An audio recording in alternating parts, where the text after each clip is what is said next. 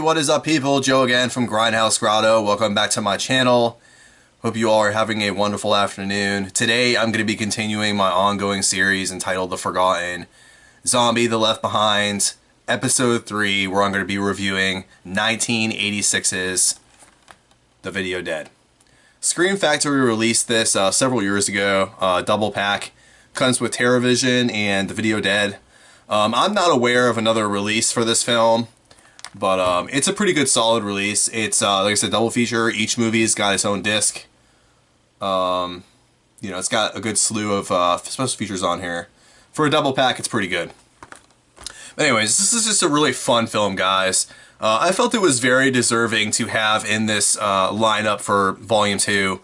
It's not your traditional zombie film. It's more or less just kind of like a parody of zombie films.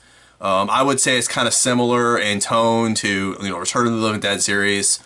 A little bit more silly than Return of the Living Dead. I know it's kind of hard to believe, like a film that would be more silly than Return of the Living Dead, but The Video Dead is very, very silly. But the thing about The Video Dead is, when they were making this film, I don't think they intended for it to be silly. I think it was just silly because of the acting, the makeup effects and everything. It's just really low budget, amateur. But at the same time, it's just a really fun film. I dig the hell out of this movie. It's so cheesy that it's hilarious. If you've ever seen the movie Troll 2, and Troll 2's got like this reputation of being just over the top cheesy and just really ridiculous with the acting, that's pretty much how The Video Dead is. The acting is so freaking cheesy in this movie, guys. But I love the zombie effects. I love the makeup. They kind of remind me of Michael Jackson's Thriller. They just had that really cheesy 80s zombie look to them, where they're like twitching and stuff when they're moving, and they've got like really pasty makeup and everything. The big eyes that you see in the Thriller music video for Michael Jackson. I just love this style of zombies. Sometimes I prefer the more realistic zombies, and sometimes I prefer like the cheesy look of the zombies, and that's what you get in this movie. Alright, so where do we start with The Video Dead? Video Dead is an interesting film. It's not a film that you can sit here and just talk about it and someone's going to understand what's going on. This movie's all over the place. When you see the movie, though, you know what's going on, but just for me to talk about it, it's kind of confusing. This whole movie centers around this TV that mysteriously shows up at this, it's delivered to this writer's house. And, these delivery guys, you saw it in my intro, they show up, they drop this wooden crate off with this TV in there, this old school, wood grain television set. And the writer is like, well, maybe somebody, sent it to me. He doesn't really know why it got delivered, but he plugs it in. And this TV only plays one thing. All the channels just play this one thing. They play this zombie movie. It's just constantly like the most like ridiculous zombie movie. It just plays over and over and over again. There seems to be no plot in the zombie movie. It's just these zombies walking around. So he unplugs the TV, and the TV just keeps on coming back on and coming back on. He finds himself to be dead. Okay, so he dies. The writer dies in the beginning of the movie. You flash forward 3 months later, and what the hell's her name? Zoe and Jeff, a brother and sister. Sorry, I'm still getting the names down of these people. Zoe and Jeff arrive to the house ahead of their parents, and basically, they move into this house. They don't really explain, like how they ended up with a house, but it's now the parents' house. And they've moved back to the city, and they get there before the parents do. So, like any teenager, they're kind of wanting to, like, party and, like, meet people and stuff. So Jeff instantly, like, meets this girl named April in the neighborhood. And since they're in the house, they stumble upon this TV. This TV's just in the house, and he plugs it in. He's wanting to watch, like, MTV or whatever. And the same zombie movie comes on.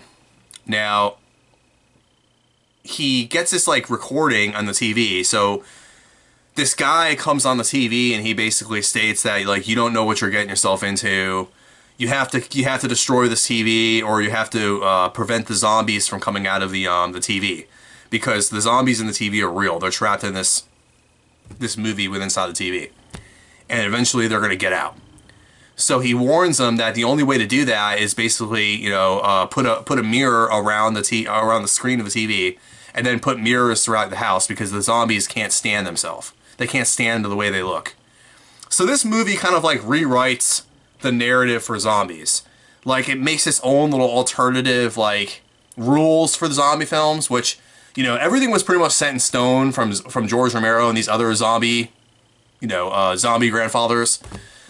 And the Video Dead kind of strayed away from that. Like, it tried to give some reason behind the zombies. Like, the zombies don't know they're dead, okay?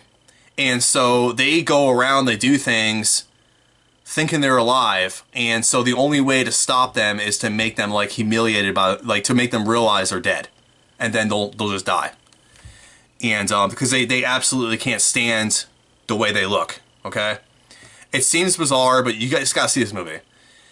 So, you know, this TV keeps on turning on by itself. Even if you unplug it, you know, you put it somewhere, it comes back on, and eventually the zombies do come out of the TV, and they are roaming around the neighborhood. They kill April's dog. She's the neighbor, the girl that Jeff is interested in. And so they real quickly realize they found the dog's dead. They just now know that something's off. They find out the zombies are there, and this guy arrives. This random guy. So this whole movie is just so freaking confusing. For me to sit here and kind of like tell you what's going on, it's just so bizarre. This guy arrives, and he's from this like paranormal institute, and he tells them that like, look, we gotta do something. You guys have the TV, right? It's at your house. I heard it was here. And so they show him to the TV. And he kind of goes over the rules again with these zombies and how they, you know, how to destroy them. And you can like shoot them with an arrow or, you know, do stuff to them. And then if they think they're dead, sorry, my phone. If they think they're dead, then they'll be dead. Okay.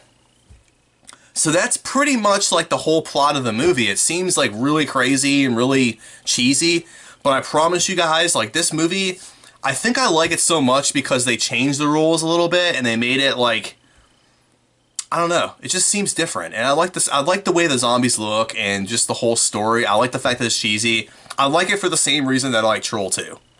If you've seen Troll 2, you know that it's super bizarre and just really poorly acted and cheesy, and you just sit there and laugh and have a good time. That's kind of how the Video Dead is. Also, I just love that throwback 80s feel that the Video Dead has. It's just an awesome film. It's one of those films that, you know, if you're not born in the 80s culture, if you're not somebody who appreciates the 80s culture, then you're not going to get this film. It's just going to seem so retarded. I'm sorry, I don't mean to say that. So ridiculous, over the top. You're not going to find any entertainment in it. But if you're like me and you enjoy these cheesy, like, hidden gems from the 80s, then you will like the Video Dead. I promise you that. And that's why I felt like it was perfect to be in this volume 2 of my Forgotten series, because this is a film that like broke the mold, broke the, you know, the rules of the zombies subgenre. It tried to do something different, and I really enjoyed the hell out of that. Everything about this film is just fun. Like I said, cheesy acting, pretty good, pretty decent actual special effects. I mean, on a low budget, the makeup and special effects were pretty good. There's a lot of blood and guts in here, but like when they rip off an arm or something, you know, you can kind of see that it's like styrofoam. You know, they didn't have that good of a budget. The blood doesn't quite look like blood. It looks like ketchup. I mean, that's what we're dealing with here with the Video Dead. Okay, it's got a huge cult following. People love this film because it's like it embodies the 80s culture. One thing I forgot to mention, I know I'm all over the place with this movie. That's how this movie is. The score in this film is phenomenal. It's got a really cool score throughout the movie. There's like 2 separate scores. There's like the score from the intro part of my video, which is like this like little piano, you know, piano score, kind of similar to like John Carpenter, anything John Carpenter's done. It's just really simple and effective. And then you got this other score, which is slightly different than that one. And it's got like this beating bass drum that like kind of like builds suspense throughout the movie. And this movie, even, it's so silly it can't be suspenseful, but the song itself kind of tries to be suspenseful, okay? If that makes any sense. But yeah, score is awesome. It really hits home with the movie. It's kind of like the signature of this movie is the score, in my opinion. Yeah, guys. Absolutely phenomenal movie. It's one of those movies you just got to see it to understand and appreciate it. Not many people know about this movie unless you're into this style film.